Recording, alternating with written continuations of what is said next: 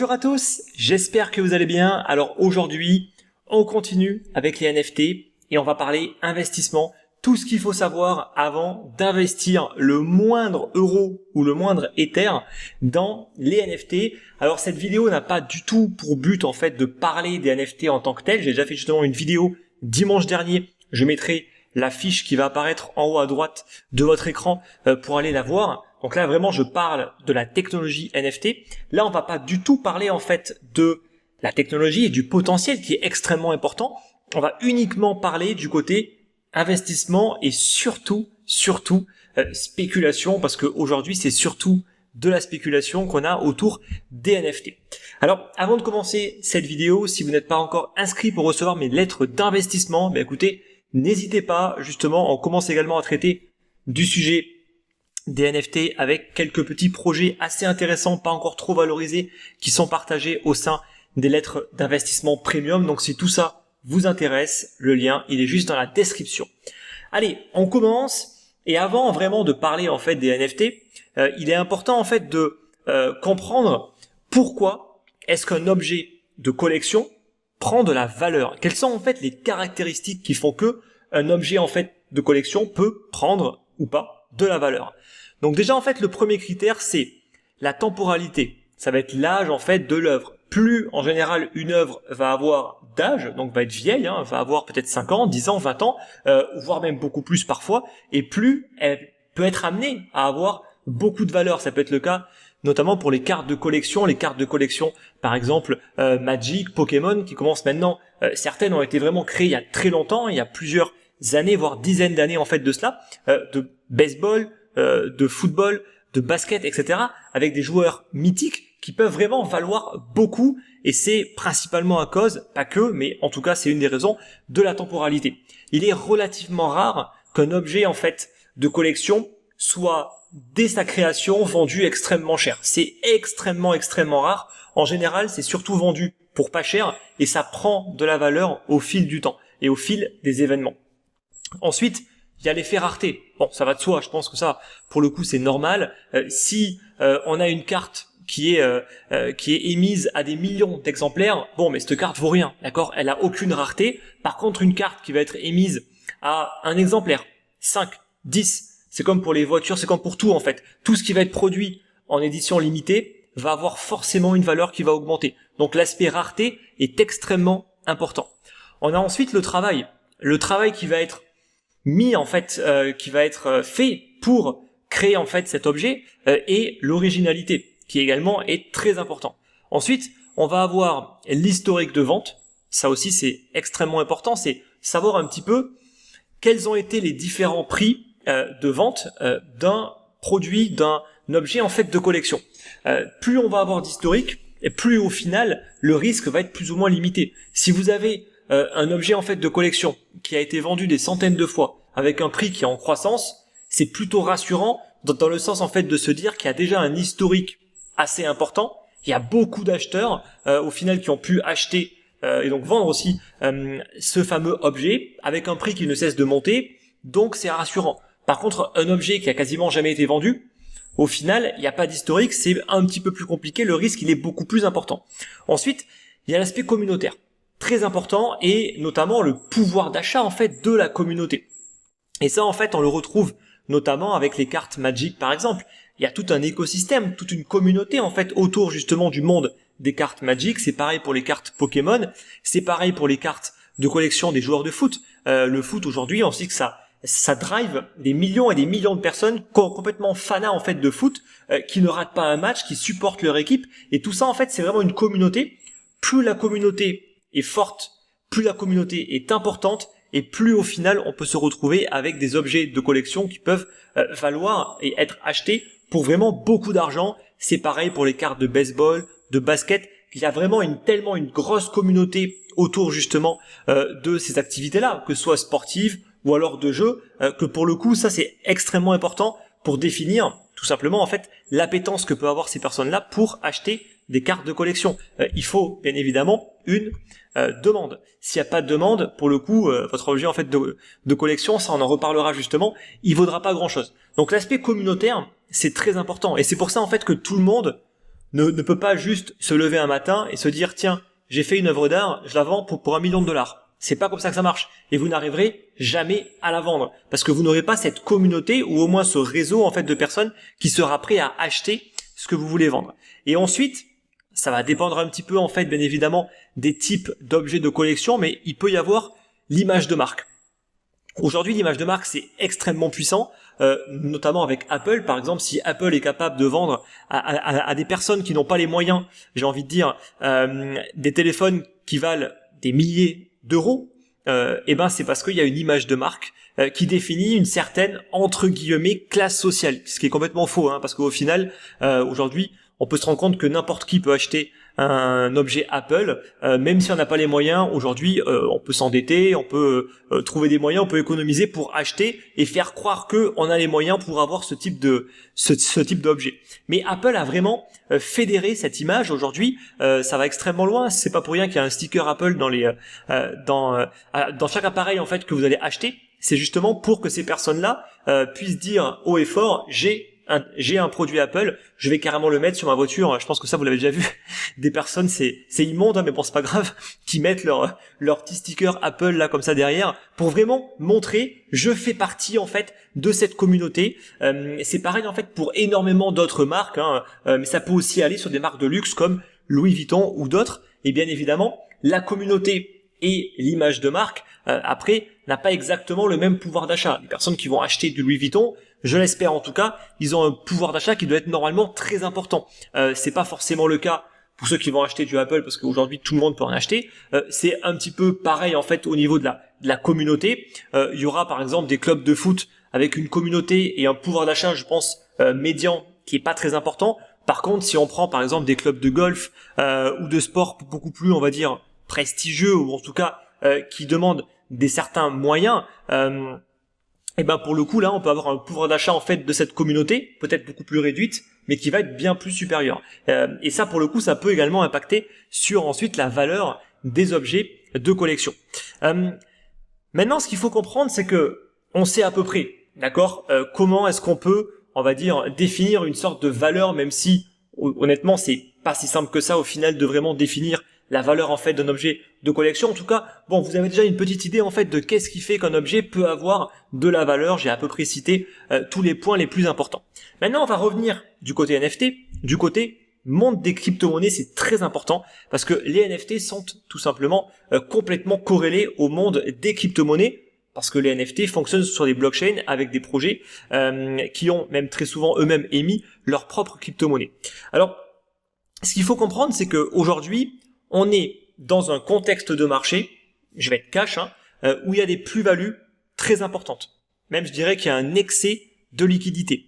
On est en fait dans un marché qui est extrêmement euphorique, même si on n'a pas atteint, à mon avis, en fait, le summum de l'euphorie, ça risque d'arriver en fait d'ici à quelques mois. Il y a énormément de FOMO pour Fear of Missing Out, la peur de rater vraiment l'investissement du siècle, et surtout, il y a maintenant ce besoin d'acheter, parce qu'on a tellement d'argent qu'on veut réinvestir. En fait, on ne se contente plus, pour le coup, en fait, du Bitcoin, des principales altcoins. On veut aller chercher toujours plus de rendement. Vu qu'on a beaucoup d'argent, ça peut être cohérent aussi d'aller chercher plus de risques. Et donc, cet excès en fait de liquidité aujourd'hui va aller s'engendrer sur des actifs toujours plus risqués. Prêt à vraiment, on va dire qu'il y a beaucoup de personnes qui aujourd'hui soit ne comprennent pas ce qui se passe, sont très naïfs, manquent d'expérience, mais à mon avis, il y en a aussi qui comprennent un petit peu ce qui se passe et qui comprennent qu'il y a quelque chose à faire autour des NFT. Donc, investir dans le Bitcoin, ça sert plus à rien. Maintenant, il a pris beaucoup trop de valeur. Les altcoins, ouais, bof, ok, aller chercher un 5000%, 10 000%, bon, allez, non, franchement, je veux mieux. La DeFi, avec tout ce qui est farming, bon, ça rapporte plus, enfin oui, ça rapporte, mais c'est pas assez, etc. Et puis c'est plus trop tendance parce qu'au final, maintenant, c'est les NFT. Les NFT, pourquoi? Parce que tout simplement, il n'y a rien de plus volatile que les NFT. Et en termes de volatilité, c'est vraiment les NFT aujourd'hui, c'est vraiment, on va dire, les rois de la volatilité. Ils sont vraiment au-dessus en fait de tous les autres types d'actifs, tellement c'est volatile. Un NFT en fait peut littéralement prendre 5000, 10 000% en l'espace de quelques jours. Voilà. Donc ça en général, c'est assez rare, on va dire, pour une crypto-monnaie. Ça peut arriver pour une toute petite capitalisation, mais en règle générale, prendre 5 à 10 000% en l'espace de quelques jours, bon, c'est de l'ordre de l'impossible, sauf que tout devient possible avec les NFT. Pourquoi? Bon, c'est d'une manière plutôt simple, parce que tout simplement, on est sur un marché qui est extrêmement peu liquide. Donc, qui dit peu liquide dit extrêmement volatile dès qu'il y aura des échanges qui vont être réalisés. Donc, c'est un avantage pour ceux qui ont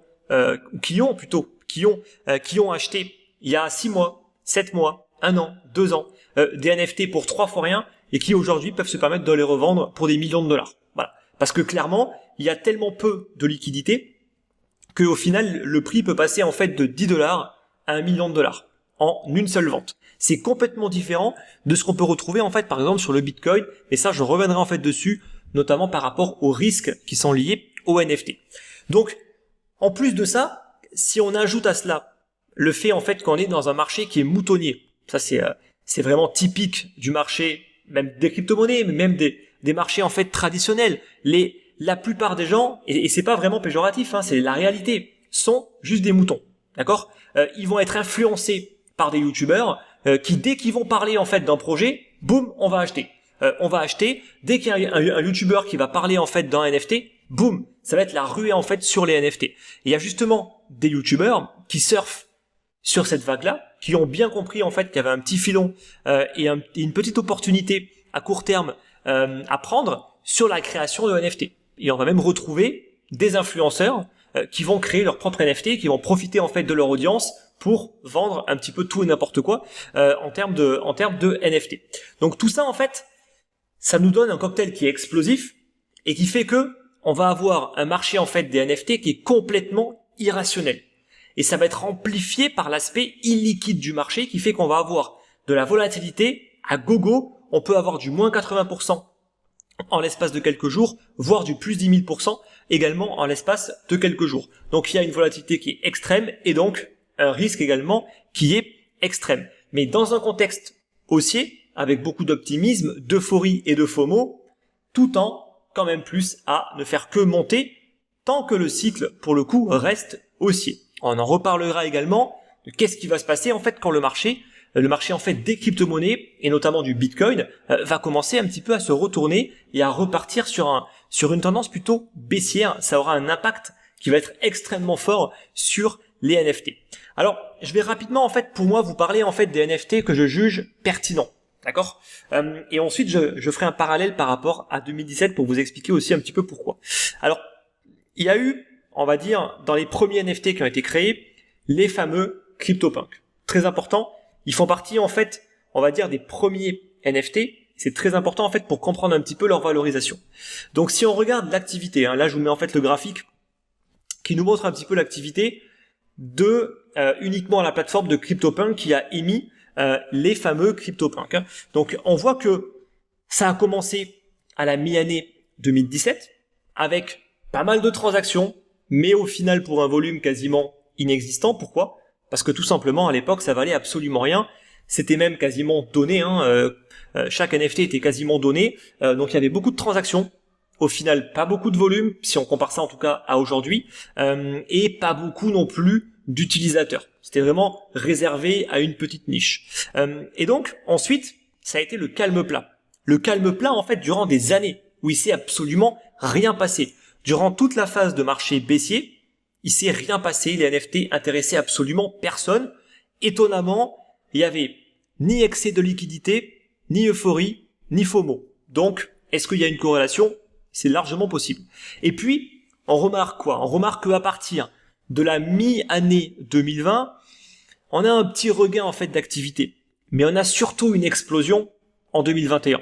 En 2021, c'est pas anodin avec l'explosion du Bitcoin, avec un Bitcoin qui passe de moins de 10 000 dollars à plus de 50 000 dollars, des altcoins qui, elles, pour le coup, ont des performances qui sont encore plus importantes, et ben qu'est-ce qui se passe? Il y a tout de suite un intérêt supplémentaire pour aller rechercher les NFT. Alors, bien évidemment, les NFT, en fait, ont commencé à être de plus en plus intéressants aussi parce qu'il y a eu pas mal d'évolutions au niveau technologique. Il y a eu des nouveaux projets qui ont été lancés. J'en ai déjà parlé justement en fait dans la vidéo précédente. Donc bien sûr qu'il y a eu une sorte de médiatisation des projets NFT, avec notamment les cartes de collection autour du football avec Sorare ou même Chiliz. Il y a également voilà des gros projets hyper intéressants, mainstream, qui vraiment ont attiré aussi beaucoup de monde, et on s'est mis à énormément parler en fait des NFT. Et tout ça a fait que on a eu une explosion au niveau du volume, des transactions et des utilisateurs.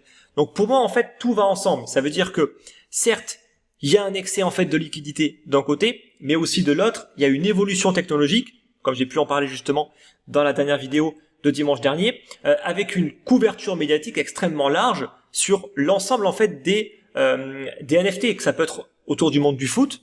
Tout le monde en a parlé en fait dans la communauté football. C'est pareil pour le basket. C'est pareil pour beaucoup d'autres types de NFT. Au final, en fait, toutes les communautés se mettent à en parler. Donc ça touche beaucoup de monde. Je dirais pas tout le monde, mais vraiment beaucoup de monde. Donc forcément, ça attire.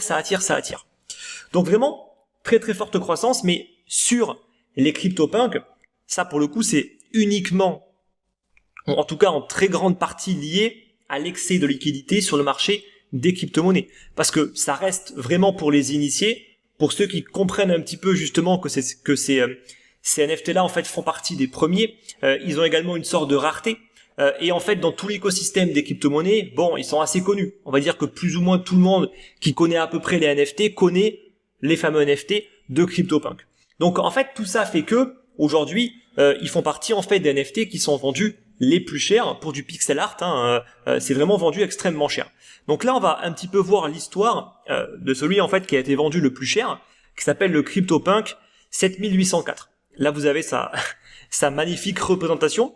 Donc ça a été vendu le 10 janvier 2018. Ça a été en fait la première vente. C'est-à-dire qu'au début, celui qui le détenait, il a eu gratuitement. Donc il a vendu en fait le 10 janvier 2018 contre 12 Ethers qui à l'époque valaient 15 000 $. Puis ensuite, il n'y a pas eu du tout en fait de vente durant des années. Et le 11 mars, étrangement, le 11 mars, alors que là il y a un excès énorme de liquidité, eh ben, à mon avis, la personne qui l'avait acheté à cette époque s'est retrouvée avec des offres tellement importantes qu'il a vendu. Il a vendu en fait pour 4200 Ethers. Donc ça fait à peu près 7 570 000. Donc ça commence à faire quand même beaucoup. Donc 7,57 millions de dollars, pour être plus précis. Sauf que le problème, il est où? Le problème, c'est qu'il y a eu que 2 ventes. En fait, il y a eu que 2 ventes entre le moment où il a été émis. Il a été vendu une première fois 15 000 $, puis une deuxième fois plus de 7 millions de dollars. Vous comprenez bien qu'il y a un écart qui est gigantesque entre les deux. Il n'y a absolument aucun autre historique de prix. Et donc, il n'y a pas vraiment en fait de support psychologique. Et en fait, là, la question aujourd'hui, c'est est-ce que, à titre personnel, si vous en aviez les moyens, est-ce que vous pourriez acheter ce CryptoPunk pour $1 million, pour 100 000 $, pour 100 $? Vous voyez? Le problème, en fait, c'est que, vu qu'il n'y a eu aucune construction du prix, il y a eu que 2 personnes qui l'ont acheté, et ben en fait, c'est compliqué en fait de se dire, ok, même s'il a été vendu 7 millions, qui est prêt aujourd'hui à l'acheter pour $1 million? Moi, en tout cas, absolument pas. Jamais de la vie, en fait, même si ça retombe, même s'il y a une offre à 1 million, moi, je sais qu'à titre personnel, je n'achèterai jamais ça pour 1 million.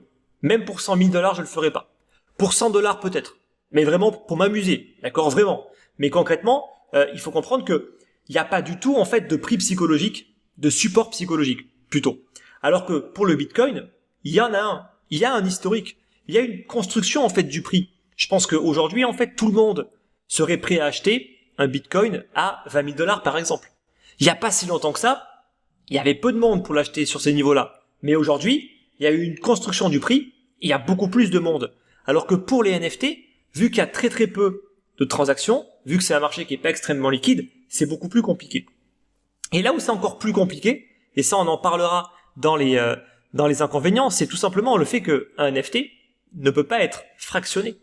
Le Bitcoin, vous avez pour 7 millions de dollars de Bitcoin, vous n'avez pas à trouver forcément qu'un acheteur pour le vendre.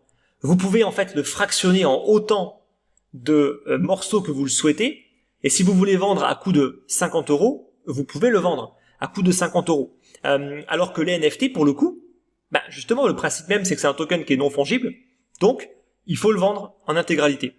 Donc ça veut dire quoi? Ça veut dire qu'il faut trouver un acheteur qui est prêt à dépenser pour, là en tout cas 7 millions, mais imaginons en fait que celui qui l'a acheté 7 millions, maintenant il veut le revendre 10 millions. Très bien, il peut essayer, mais il doit trouver quelqu'un qui est prêt à mettre 10 millions pour acheter ça. Alors que, pour le coup, si on veut vendre son Bitcoin, pour le coup, en fait, on va tout de suite, en un claquement de doigts, trouver de la liquidité, forcément de l'offre, et on va pouvoir tout vendre. Alors que les NFT, absolument pas. Donc ce problème de liquidité, il est essentiel pour comprendre comment est-ce qu'on peut avoir des prix qui augmentent autant, mais qui vont aussi baisser de manière aussi rapide, et ça, il faut bien le garder en tête. Alors, les CryptoPunks, à mon sens, font partie en fait des NFT un petit peu historiques. Et je pense qu'ils auront toujours plus ou moins de la valeur. Alors je dis pas que celui-là va rester à des millions et des millions de dollars en termes de valorisation, mais je dis juste en fait que ceux que moi je vous présente font partie en fait des principaux NFT qui, à mon sens, vont survivre au marché baissier. Mais attention, je parle que de celui-là. Je parle pas en fait de tous les autres NFT qui là pour le coup pour moi peuvent littéralement retomber à zéro. Et je dis bien zéro parce qu'il y a tellement un problème de liquidité sur les NFT que vous pouvez littéralement vous retrouver avec un NFT que vous ne pourrez plus revendre. Et ça, il faut vraiment l'avoir en tête. Maintenant, on va parler en fait d'un deuxième type de NFT qui également me semble extrêmement intéressant. Ça va être tout ce qui touche au monde sportif et notamment au monde du football. Alors, on sait que le monde du football, il y a vraiment en fait, il y a les spectateurs classiques, mais il y a ensuite les spectateurs plus. Il me semble que justement en France, on les appelle les ultras par exemple, qui vont vraiment être mais extrêmement dédiés à l'équipe de foot, très souvent de manière bénévole, qui vont supporter absolument pour tous les matchs, tout le temps, ils vont se déplacer, ils vont aller voir dans toute l'Europe justement leur club de foot pour aller les supporter. Vraiment, ils sont prêts, on va dire quasiment à tout en fait pour le club. Et c'est vrai que ces personnes-là sont vraiment, on va dire, amenées à pouvoir acheter des cartes de collection, et ce à n'importe quel moment. Et peu importe que le marché en fait des crypto-monnaies soit haussier, baissier, etc. Ce qui est intéressant, contrairement justement au CryptoPunk, qui à mon avis va être extrêmement corrélé au marché des crypto-monnaies, pour les NFT en rapport avec le foot, il y a une sorte, je pense, de décorrélation avec le marché des crypto-monnaies. Donc c'est pour ça que c'est plus intéressant à mon sens. Là en fait, on a eu en fait des cartes mythiques qui ont été vendues, comme la carte unique en fait, donc ça veut dire qu'il n'y a qu'une seule carte qui est émise par saison de Kylian Mbappé qui a été vendue pour 116 Ethers, donc ça a représenté en novembre 2020 65 000 $. Moi je suis désolé en fait, mais quand je vois que il y a des CryptoPunks qui sont vendus pour des millions, moi je suis pas prêt à acheter un CryptoPunk pour 65 000 $. Par contre, une carte de foot avec Mbappé qui est unique, et là je me dis ça pourrait avoir du sens. Et en tout cas, je serais beaucoup plus ouvert à acheter une carte comme ça que à acheter justement du pixel art. Et c'est là en fait où ça devient assez intéressant, parce que là pour le coup, on sait que dans 6 mois, dans 1 an, dans 2 ans, sauf vraiment incident, cette carte aura probablement toujours beaucoup de valeur. Je dis pas forcément qu'elle en aura autant, mais elle va conserver une certaine valeur. Et même, je tends à croire que cette carte qui a été vendue en novembre 2020, aujourd'hui vaut largement plus, et elle vaut plusieurs centaines de milliers de dollars. Pourquoi? Parce que la carte de Ronaldo a été vendue, elle, pour 150 Ethers en mars 2021, ce qui représente quasiment 300 000 $. Donc, ça commence un petit peu à donner une sorte d'historique de prix, même si chaque joueur, au final, a une cote sûrement différente. Il faut quand même comprendre que, pour moi, Cristiano Ronaldo, dans 1 an, 2 ans, 3 ans, ça aura toujours plus ou moins la même valeur, parce qu'il y aura toujours cet engouement d'avoir ce type de carte. Mais ce qu'il faut comprendre, c'est que c'est un marché qui est extrêmement spécifique. Alors sur les superstars, à mon avis, je pense que même des personnes qui s'y connaissent pas trop, si on a l'opportunité en fait d'acheter une carte unique d'un grand joueur, il y a moyen en fait qu'on fasse pas trop de bêtises. D'accord? Après, tout dépend des valorisations, bien évidemment. Mais ça reste un marché qui, je pense, est très spécifique, comme pour la plupart en fait des objets en fait de collection, qui demandent des compétences qui sont pointues pour choisir en fait les bonnes pépites. Parce que si on veut vraiment correctement investir en fait dans ce type d'objet en fait de collection, il faut vraiment s'y connaître. Moi, c'est pas mon cas, donc pour le coup, moi, si je devais investir là-dedans, je prendrai que les grands joueurs et que les cartes uniques. Voilà, pour vraiment pas prendre trop de risques, d'accord? Mais parce que moi, j'y connais rien. Un joueur, par exemple, qui vaut peut-être rien aujourd'hui, peut-être que dans 10 ans, il va devenir une superstar et sa carte va exploser. Voyez, mais ça, pour le coup, pour miser en fait correctement dessus, il faut être vraiment un connaisseur. Ça peut être également en fait le cas quand il y a des changements de club, parce que tel joueur avec tel maillot peut avoir une certaine valorisation pour justement toute la communauté en fait qui s'est fédérée autour de ce club. Ça peut être le cas également pour des transferts. Peut-être que des transferts de joueurs vont faire que le joueur va justement prendre en valeur. Ça peut être également des scandales qui peuvent pour le coup ternir une image et faire que la valeur en fait de la carte peut baisser. Ça peut être les résultats sur une saison. Si les résultats sont excellents, peut-être que la carte peut prendre beaucoup plus de valeur. Vous voyez, tout ça sont des éléments qui peuvent changer la valeur en fait d'une carte de collection d'un joueur de foot. Et à mon avis, il y a encore plein d'autres critères à prendre en compte. Mais tout ça, ça demande clairement des connaissances et il faut être vraiment impliqué en fait dans ce milieu pour pouvoir correctement le faire. Mais c'est comme pour n'importe quel type d'autres investissements dans n'importe quel autre milieu, que ce soit le vin, le whisky, les voitures de collection, les cartes Magic, les cartes Pokémon, tout ce que vous voulez, ça demande toujours une expertise et vraiment il faut être très très, on va dire, pointilleux sur vos investissements. Il faut surtout pas acheter comme ça tout et n'importe quoi à la va-vite en partant du principe que ça va forcément monter. Donc en tout cas, ça me semble beaucoup plus intéressant et à mon avis c'est pareil pour les NFT qui touchent autour du baseball, de la moto, même s'il y a peut-être une communauté un petit peu moins importante pour ce sport-là par exemple, mais c'est vrai que pour tout ce qui touche par exemple au football et au basket, notamment outre-Atlantique chez l'oncle Sam, là-bas c'est aussi important en fait que le foot, si ce n'est même plus important, avec une encore plus grosse communauté. Donc imaginez s'il n'y a qu'une seule carte qui est émise, ça peut bien évidemment être un très très bon investissement. Donc ça, j'espère que maintenant c'est bien clair. Là je vous ai bien sûr présenté en fait que des projets qui me semblaient plus ou moins intéressants. Je vous parle pas en fait de tous les autres pour le coup et c'est pour une raison bien précise. Maintenant on va parler en fait des dangers et après on va terminer sur une petite conclusion par rapport au NFT. Alors il y a beaucoup en fait de dangers à prendre en compte avant d'acheter un NFT. Le premier, j'ai pu vous le dire, c'est la liquidité. Quand vous avez du Bitcoin, vous pouvez l'échanger sur une plateforme d'échange dans laquelle il y a un carnet d'ordre. Un carnet d'ordre qui va être alimenté par des market makers, par des particuliers également, des traders, des personnes qui font de l'arbitrage, enfin par plein de monde. Il y a énormément de liquidité sur les principales crypto-monnaies. Cette liquidité en fait vous permet de pouvoir sortir des millions de dollars en l'espace de quelques minutes, sans aucun problème et peu importe plus ou moins le contexte de marché. Ça c'est la liquidité. L'illiquidité, c'est les NFT. Sur les NFT, il n'y a pas du tout en fait de carnet d'ordre. Il y aura uniquement, on va dire, le vendeur qui va proposer un prix, et ensuite les acheteurs qui vont accepter ou pas accepter, et qui vont faire d'autres propositions. Mais concrètement, c'est un marché qui pour le coup a beaucoup moins de liquidité, du fait d'une part en fait que c'est un NFT, donc c'est un token qui est non fongible. Du Bitcoin, c'est du Bitcoin, d'accord? Donc faut comprendre que les 21 millions de Bitcoin sont tous les mêmes. On peut tous les vendre à n'importe quelle personne qui veut acheter en fait du Bitcoin. Mais quand vous avez un NFT, vous devez trouver en face la personne qui veut acheter spécifiquement ce NFT. Et ça déjà en fait c'est beaucoup plus compliqué. Donc vous avez déjà un problème d'offre et de demande. Ça il faut bien le comprendre. Dans un marché haussier, vu qu'il y a très souvent un excès en fait de liquidité, on peut se dire qu'on peut toujours trouver preneur, même si on a un petit peu besoin de baisser le prix, on peut trouver un preneur. D'accord? Mais quand même ça reste compliqué, on peut pas non plus vendre comme ça en un claquement de doigts un NFT par exemple qui a été acheté pour des millions de dollars. C'est pas sûr en fait qu'on trouve tout de suite une personne qui veut acheter. Donc ça peut prendre du temps. Et en plus de ça, après il faut être capable de se mettre d'accord sur le prix, ce qui peut encore demander encore plus de temps.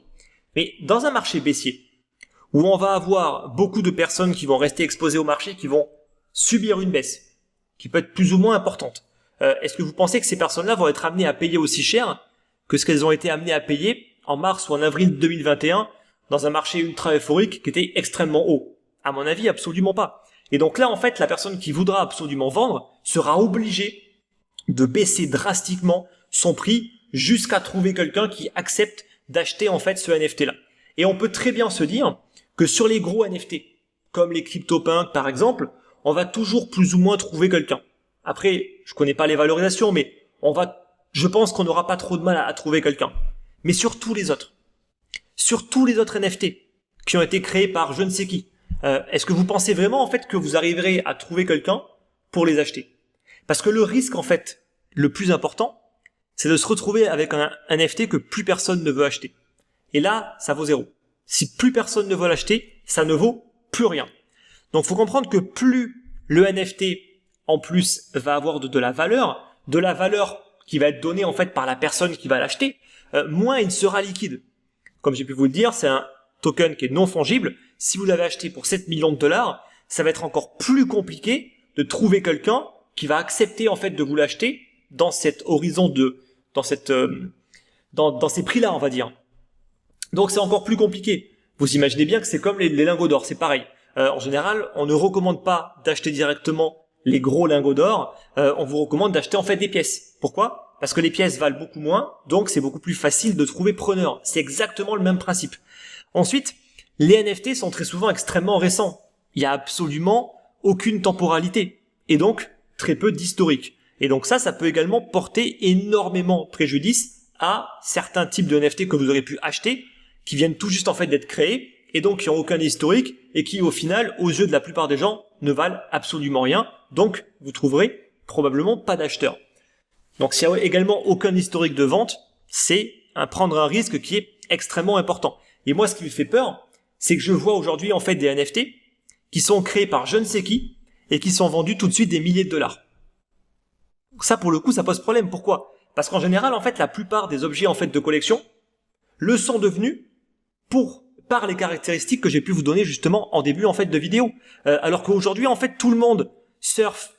En tout cas, une bonne partie des gens ne font que surfer sur la hype NFT pour créer un petit peu tout et n'importe quoi, mettre des valeurs à la vente pour essayer en fait de vendre des trucs qui ne valent absolument rien, juste parce qu'il y a une hype, un FOMO et qu'il y a un excès en fait de liquidité.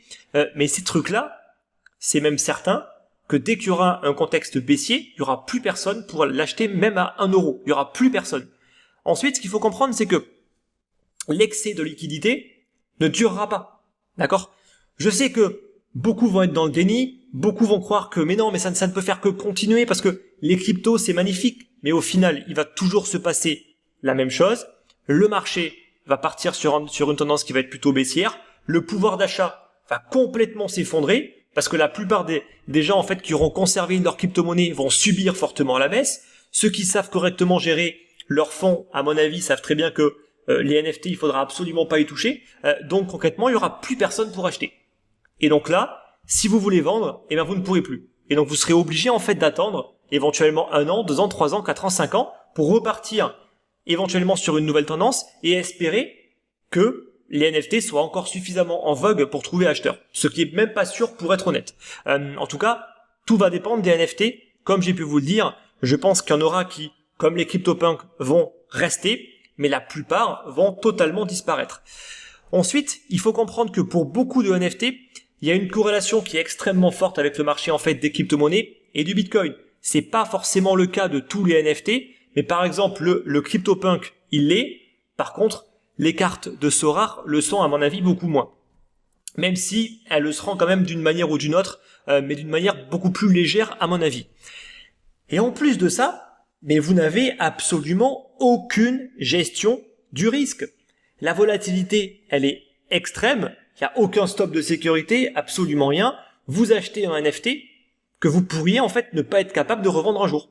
Et concrètement, il n'y a aucune gestion du risque. C'est vraiment, vous pouvez acheter quelque chose, parfois très très cher, et juste complètement tout perdre parce que plus personne veut vous l'acheter. Donc ça, il faut également le prendre en compte. Alors, le problème en fait des NFT aujourd'hui, à mon sens, c'est qu'ils sont tous vendus extrêmement cher. Il suffit en fait d'aller voir sur OpenSea le prix en fait des NFT qu'on sorti en fait de nulle part, de personnes qui ne sont même pas connues et qui vendent ça plusieurs Ethers, donc plusieurs milliers de dollars. C'est là où en fait on voit que vraiment il y a de l'opportunisme. Et en fait ça me fait penser à un événement qui s'est produit en 2017 qui s'appelait les ICO. Le phénomène ICO en fait c'était le principe que en 2017 et 2018 tout le monde se mettait à créer des tokens ERC20 sur Ethereum. Et ensuite Le soir, on bossait un petit peu sur un petit white paper, on refaisait le monde avec ses potes, et puis on lançait une levée de fonds. Une levée de fonds, c'était totalement sans régulation, donc n'importe qui pouvait lancer n'importe quelle levée de fonds, sans même avoir à créer une boîte, sans même avoir à avoir des contrats, rien du tout. Vraiment, on se levait un matin, boum, on pouvait émettre un token et le vendre. Et vu qu'on était dans un contexte similaire, avec un excès de liquidité, de l'euphorie, du FOMO, et l'envie en fait de vouloir investir dans les tout petits projets qui peuvent vous rendre plus que multimillionnaire, et ben il s'est passé quoi? Il s'est passé que il y a eu justement beaucoup de demandes pour ces projets, et beaucoup de personnes se sont retrouvées à acheter en fait des tokens qui aujourd'hui ne valent absolument plus rien. Et clairement, moi aujourd'hui, je me rends compte qu'en fait c'est ce qui se passe de nouveau avec les NFT. Je vois tout le monde qui se met à créer en fait des NFT, à vouloir les vendre à des prix mais délirants, et moi je pense que ça va juste se terminer en fait de la même manière que pour les ICO. Ça veut dire ça va retomber à zéro. Mais pour les NFT, c'est encore plus dangereux, comme j'ai pu vous le dire avec tous les dangers que j'ai pu en fait vous citer auparavant. Donc les NFT en fait, concrètement il y a énormément de risques. Il faut vraiment savoir ce que vous faites. Je vais pas forcément dire en fait que vous allez forcément perdre de l'argent. C'est pas le cas. Je sais qu'il y a des gens qui arrivent à correctement gagner beaucoup d'argent grâce à l'achat et à la revente de NFT. C'est une compétence qui se développe. Ne soyez pas cupide. Comprenez bien en fait que ça va s'arrêter à un moment donné. Ça veut pas dire en fait que les NFT c'est terminé. Les ICO aujourd'hui, ça fonctionne toujours. Sauf qu'il y a eu un cadre légal qui s'est développé. Ça a été structuré. Ça se passe beaucoup mieux. Pour les NFT, à mon avis, on aura besoin de la même chose. Ça veut dire un minimum de vérifier ce qu'il fait, parce que dès qu'on laisse aux gens faire tout et n'importe quoi, il se passe exactement ce qui s'est passé comme en 2017. Ça veut dire ICO sur ICO qui ne servent à rien, avec des tokens qui ne servent à rien, et des équipes qui ont été incapables de délivrer quoi que ce soit. Pour les NFT, à mon avis, c'est le même opportunisme humain en fait que les gens ont. Ils se disent très bien, écoutez, si les gens veulent acheter des NFT, mais autant que moi j'en crée et que je les vende et que je prenne leur argent. Parce que ça, c'est ce que pensent beaucoup de personnes, pour être honnête. Donc, pour moi, voilà comment ça va se finir. Donc, je pense que 99,9% des NFT ne valent absolument rien et ne seront plus vendables d'ici à quelques mois, voire quelques années. Je pense qu'il y a quelques NFT parmi les plus connus, justement, qui vont avoir vraiment une valeur, qui peuvent être intéressants et qui vont conserver une certaine valorisation, que ça demande quand même une certaine expertise, beaucoup de connaissances, et bien comprendre que, vu qu'il y a une gestion du risque qui est quasiment inexistante, il faut vraiment investir avec une seule petite partie de son capital, parce que pour moi, ça doit soit correspondre à un investissement plaisir, si on est fan de foot et qu'on a les moyens, pourquoi pas acheter une carte de collection, pourquoi pas, mais il faut le faire quand on a les moyens, et que ça représente qu'une infime partie en fait de son portefeuille, parce que ça reste très volatile, et honnêtement les prix peuvent vraiment chuter très rapidement, comme ils peuvent aussi augmenter très rapidement. Donc voilà un petit peu par rapport aux NFT. Donc il y a du bon, mais il y a aussi beaucoup en fait de mauvais, et honnêtement moi ça me rappelle vraiment des choses qui sont mais tellement similaires par rapport à 2017 que pour moi ça ne pourra se finir que de la même manière. Voilà, parce que tout ça au final ça reste que de la psychologie humaine, du comportement moutonnier, et concrètement quand le marché va se retourner, on sait ce qui va se passer. Voilà. Et là, pour le coup, il n'y aura pas de surprise par rapport à ça. Par contre, certains n'auront que leurs yeux pour pleurer une nouvelle fois, en ayant été suffisamment naïfs de croire qu'ils pourraient devenir multimillionnaires en achetant des NFT et en pensant un jour pouvoir les revendre plusieurs millions de dollars. Ceux qui ont été vendus comme les CryptoPunks pour plusieurs millions de dollars aujourd'hui, c'est parce que il y a toutes les raisons avec excès de liquidité, euphorie, FOMO, mais aussi parce que ces NFT-là, en fait, font partie des pionniers, qui a toute une histoire derrière, qui fait qu'ils ont une certaine valeur. Tous les autres qui ont été créés en fait par opportunisme il y a même pas 6 mois, honnêtement, à mon avis, pour la plupart en tout cas, ils valent quasiment tous rien, peanuts, d'accord? Donc j'espère que c'est clair. Si vous avez des questions que vous voulez débattre, parce que c'est sûrement un sujet qui est à mon avis extrêmement passionnant, écoutez, n'hésitez pas à débattre dans l'espace de commentaires. Si vous pensez que au final je me trompe, que ça ne se finira pas comme ça, je suis toujours ouvert aux discussions, bien évidemment. Et puis quant à nous, on se retrouve dimanche prochain pour la prochaine vidéo. Je vous dis bon dimanche, bye bye.